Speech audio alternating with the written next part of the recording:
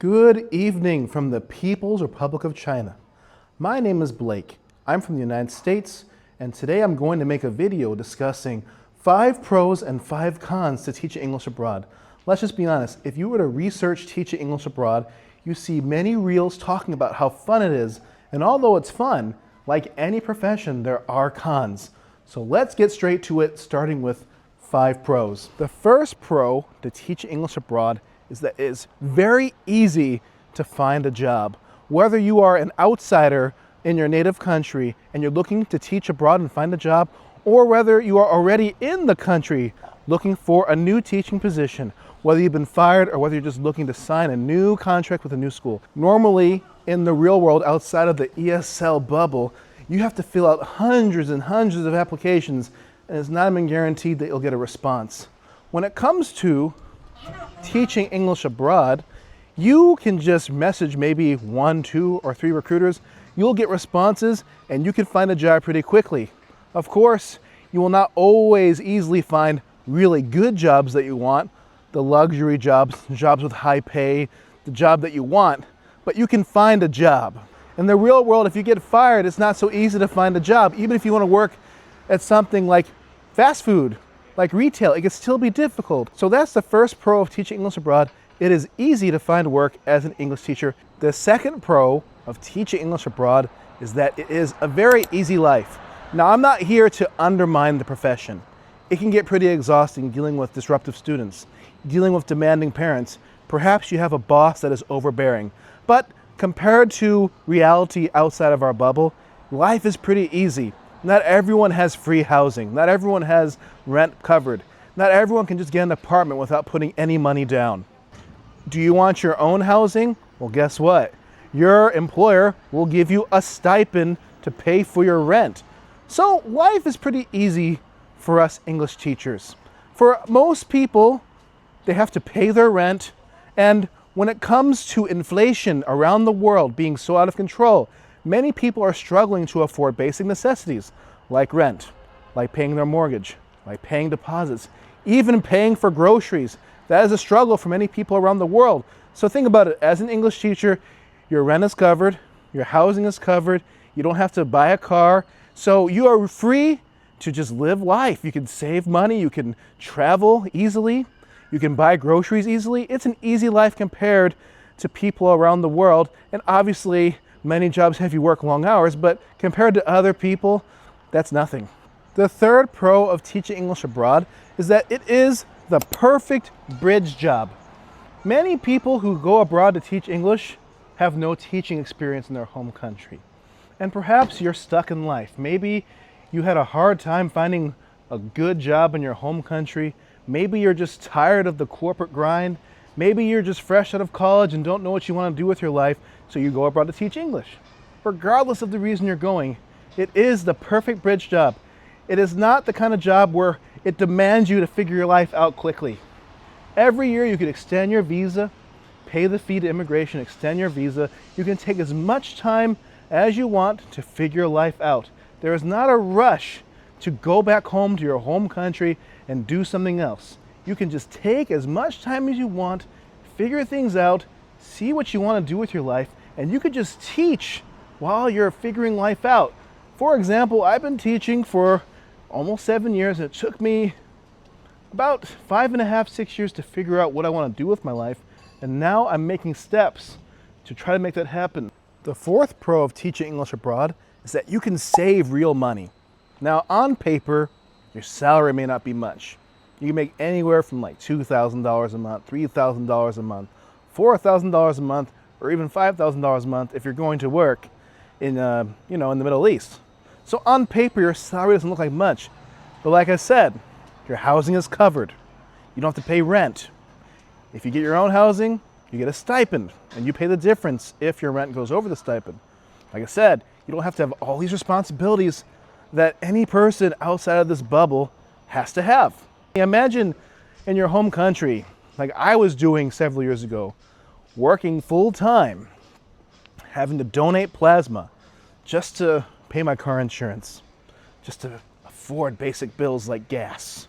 And you're paying your rent, You're working full time at some call center or some job and you cannot save any money.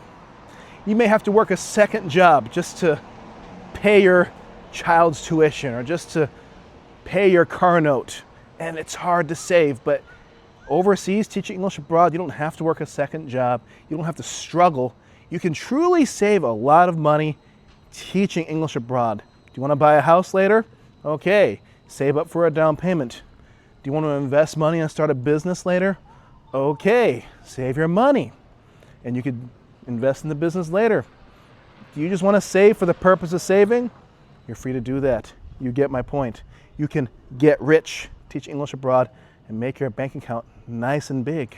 The fifth pro and the final pro I will put in this video of teaching English abroad is that there is real opportunity for personal growth, the kind of growth that you can't receive from being and staying in your home country. Imagine someone like myself, okay? I went to Puerto Rico as a child. I did that. I went to Barbados. I went to Antigua. I did the cruise when I was 10 years old, nearly 25 years ago. But from 10 years old all the way up to when I was 28, I didn't really travel abroad. I didn't do it at all.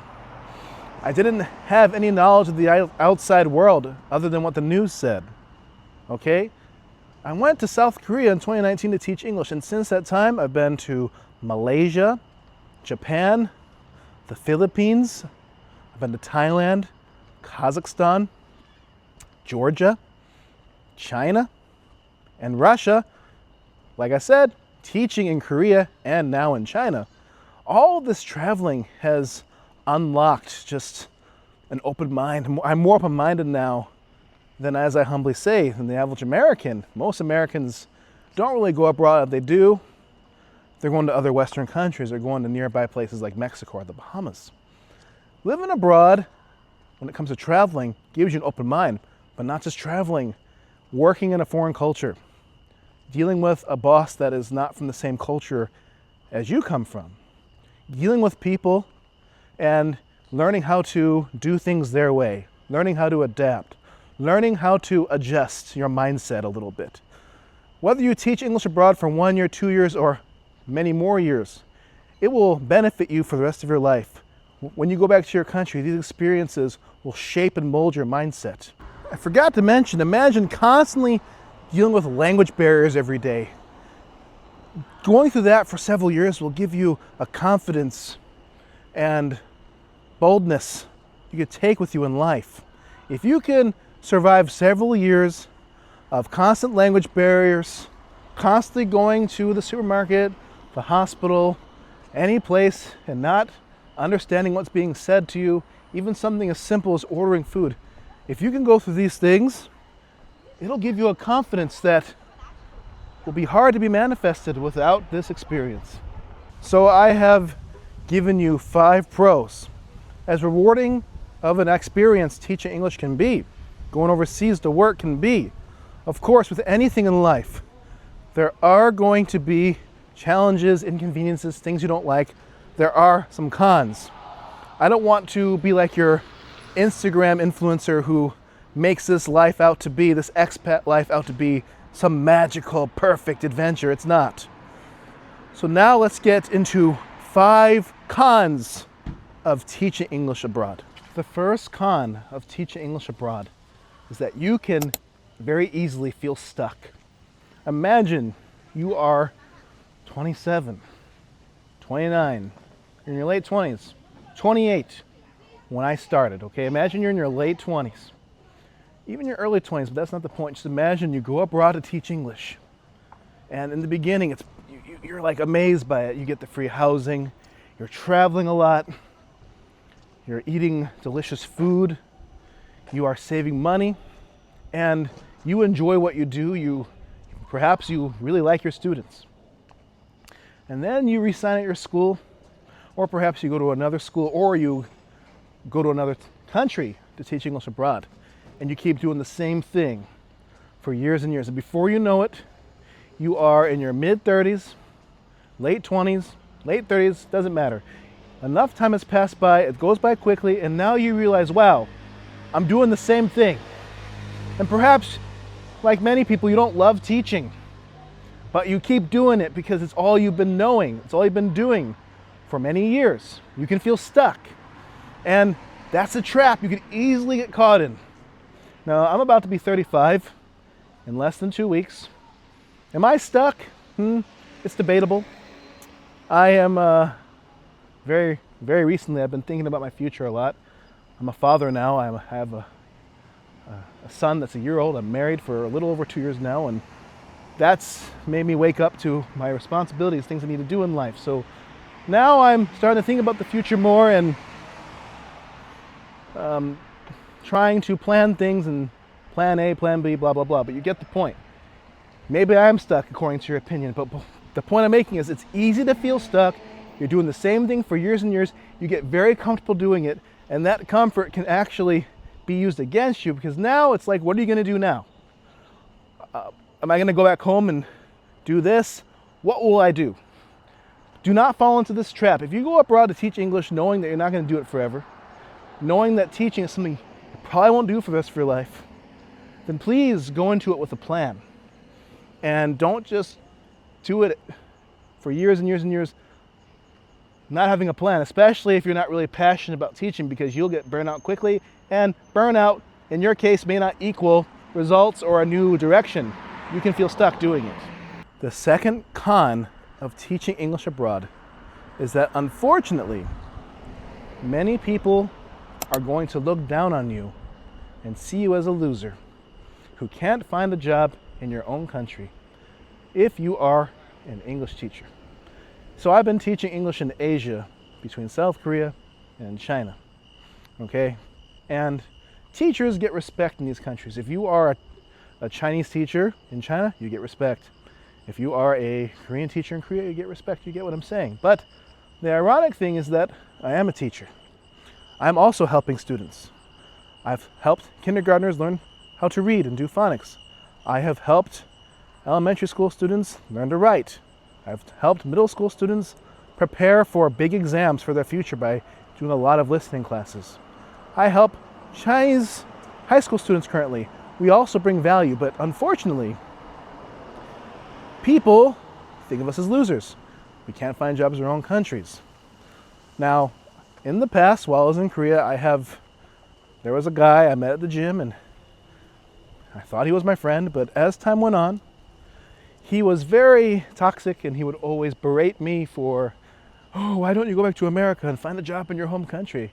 And he was an engineer, and he would often talk bad about other foreigners, and he was so toxic. Like, he looked down on me and other foreigners just because we're working, just because we're English teachers. But he's not the only case. Many people feel this way. Like I mentioned not too long ago, teaching English abroad is a perfect bridge job. And for people like myself, we're using this time to figure life out. People will look down on you. And not just local people in the country you'll be teaching in, even people from back home in the US.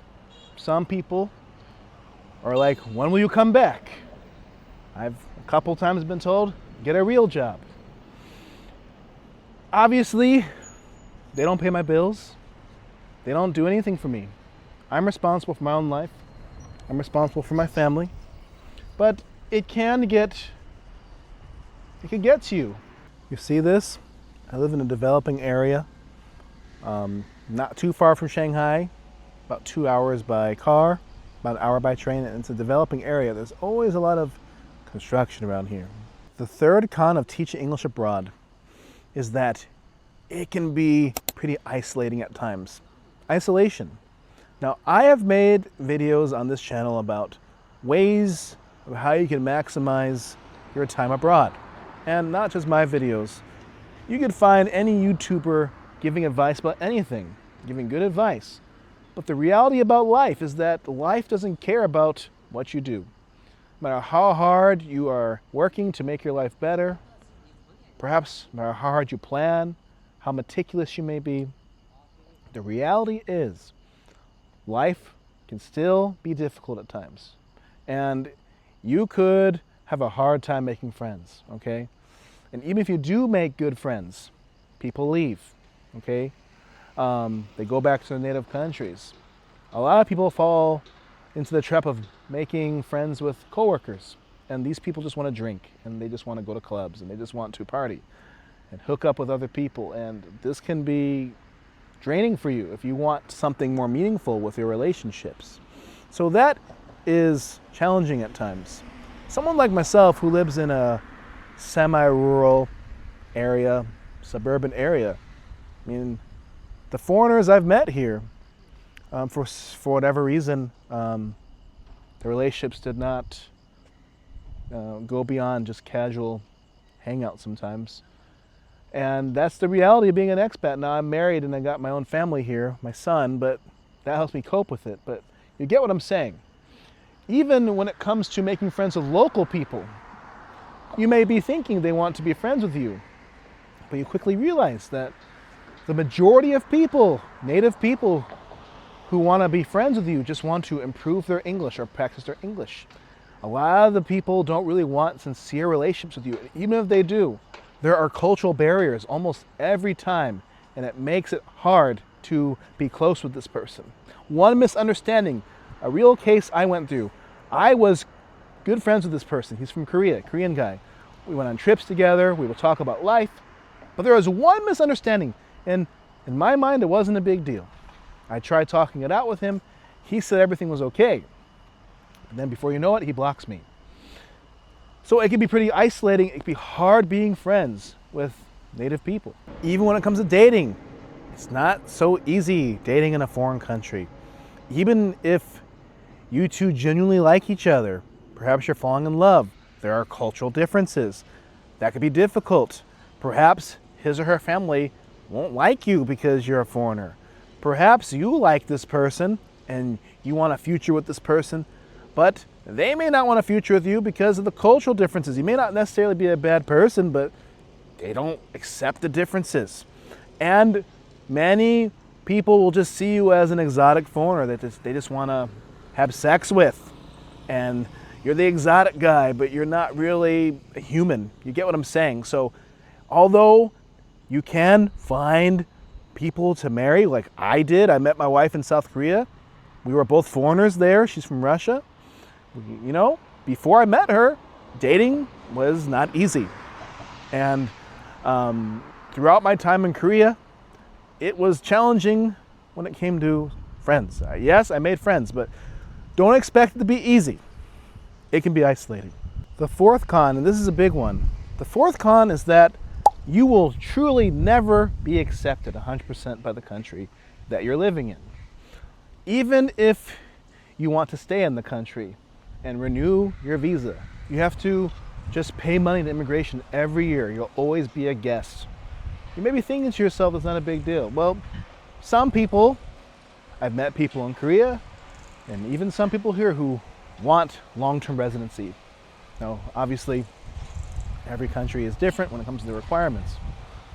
But even if you live in the country for a while, even if you're married to a local, you still are not 100% accepted. You still have to renew your visa every few years or every year, depending on the visa. Even if you are fluent in the language, you speak the language perfectly, and not just speak the language perfectly, but you are culturally aligned, you've adjusted, you have become one of them. The truth is, you'll always be seen as a foreigner. They will always look at you as a foreigner. You will never be accepted. God forbid, I pray this doesn't happen to anybody, but let's say you get into a bad situation, or maybe, like I said, extreme case. I don't think fighting a random stranger is a good idea unless it's like the only option remaining. Your life's in danger, or you're defending your family, but you get what I'm saying. If you're in a situation like that, and even if there's CCTV footage proving that the other person started it and you're just reacting, there's a big chance you'll get in trouble for it because you're a foreigner and that person's a native. I remember a few years ago, my wife and I were not married at the time, but we were just on a date, and this random guy starts yelling at me and cursing me out in Korean. I understood some words and trying to provoke me, and I just walked away because I knew that if I reacted, he could make up some story and I'd be in a situation that you don't want to be in as a foreigner. And so you get what I'm saying. You'll never be 100% accepted, and if anything bad happens, there is a huge chance you'll be at fault because you're the foreigner. The fifth and final con of teaching English abroad is that unfortunately there's not many opportunities for advancement, career development. There's not many, you're limited when it comes to your opportunities. Now, if you are teaching English abroad, you could become like a head teacher, which essentially like there's a director, there's a principal, and you are directly under that person and you're responsible for the teachers doing their jobs. It's like any supervisor gig. Oh, ni hao. It's like any supervisor gig that you may have in any job. You're just responsible for other people. But that's the most you can do, and these people very often are overworked. They may make some more money, but they're overworked.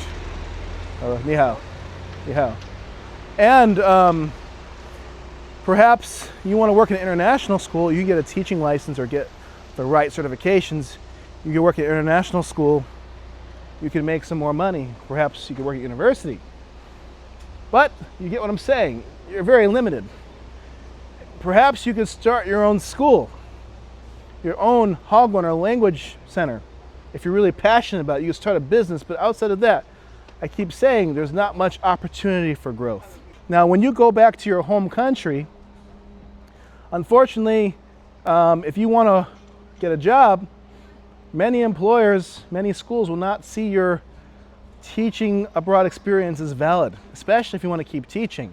Some gesture schools may take you, but many schools, I don't know, it depends on the country, but in my country, they would want a real education degree and teaching license. So if you want to keep doing education, you got to keep that in mind. But if you don't want to do education anymore in your home country, then many jobs will not hire you if you taught English abroad for a while. So this is why I stressed earlier, please, if you're going to teach English abroad, enjoy it, ni hao. Enjoy it, enjoy traveling, have a good experience, but make sure you have a plan, because it's very vital to have a plan, because even people who do it for years and years, like over 10, 15 years, the same applies to them as well. You need a plan. So there you have it. 5 pros and 5 cons of teaching English abroad. China and South Korea are not the only country you can teach English. I personally recommend teaching English abroad. It's very rewarding for many reasons. And if you're curious about teaching English abroad, I offer personal one-on-one consultations. I can listen to your situation and figure out which country or countries are suitable for you based on what your goals are. Take the leap. Even when I'm done with this someday, I'll always be grateful for the experience I had. Sometimes all you need is just a little bit of courage. And trust me, if I can do it, xie xie. If I can do it, you can do it. You can go abroad, live in a foreign country, work, earn money, travel, make beautiful memories, thrive, perhaps meet the love of your life. You get what I'm saying? So the link is in the description below if you're interested in a one-on-one consultation with me about teaching English abroad. I appreciate you watching my video, and I will see you in the next one. Thank you very much.